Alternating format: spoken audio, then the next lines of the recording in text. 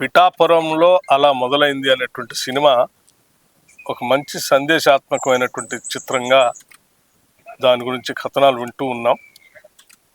ముఖ్యంగా యువతకి సమాజంలో ఎలా ఉండాలి, మన సంస్కృతి ఎలా ఉంది, కలిసి ఎలా ఎదగాలి కుటుంబ సమేతంగా అనేటువంటి సందేశాన్ని కూడా స్పష్టంగా తల్లిదండ్రులు ముఖ్యంగా ఎట్లా గౌరవించాలి, వారి అభిప్రాయాలను ఎట్లా తీసుకోవాలి, అవన్నీ కూడా మీ ఎదుగుదలకు ఏ రకంగా ఉపయోగపడతాయో కూడా మంచి సూచనలు చెప్పేటువంటి ఈ సినిమాని అందరూ చూడవలసిందిగా కూడా విజ్ఞప్తి చేస్తూ ఉన్నాను.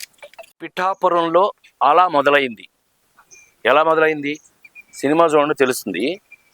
ఈ సినిమాలో మహేష్ నాకు బాగా నచ్చిన అంశం ఏంటంటే, తను రాసిన దాంట్లో ఇవాళన్న యూత్, అంటే ఇవాళన్న యూత్ అని నేను ఎందుకన్నాను అనంటే, ఉద్యోగాలు చేస్తున్న యూత్ కానివ్వండి, ఖాళీగా ఉన్నవాళ్ళు కానీ ఏదన్నా కానీ, వాళ్ళు తీసుకునే డెసిషన్స్ తల్లి తండ్రితో కలిపి తీసుకుంటున్నారా, కలిపి కాకుండా తీసుకుంటున్నారా?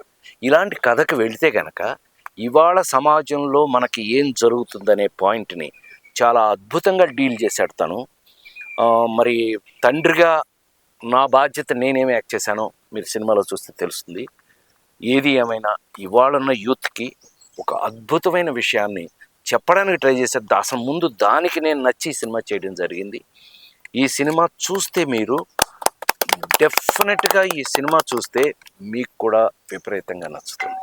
సో అందుకని తప్పకుండా ఈ సినిమాని మీరు చూడండి. ఈ సినిమాను ప్రేమిస్తే మాతో చెప్పండి. సో సినిమా యొక్క పర్పస్ మనకి ఎంటర్టైన్మెంట్ మాత్రమే కాకుండా అందులో మన జీవితానికి పనికొచ్చే విషయాలు చెప్పడం అనేది నాకు ఆ భగవంతుడు ఇచ్చినటువంటి అదృష్టం. మీరు ఎన్నో సినిమాలు చూశారు నన్ను, ఆ నలుగురు లాంటి సినిమాలు, మీ శ్రేయభిలాష్ లాంటి సినిమాలు, ఓనమాల్ లాంటి సినిమాలు, కొన్ని సినిమాలు మీరు చూశారు. అయితే అందులో ఎంటర్టైన్మెంట్తో కలిపి ఈ కుర్రాళ్ళతో కలిపి గోలలో ఈ సినిమాని మీరు తప్పకుండా చూడండి. పిఠాపురంలో అలా మొదలైంది.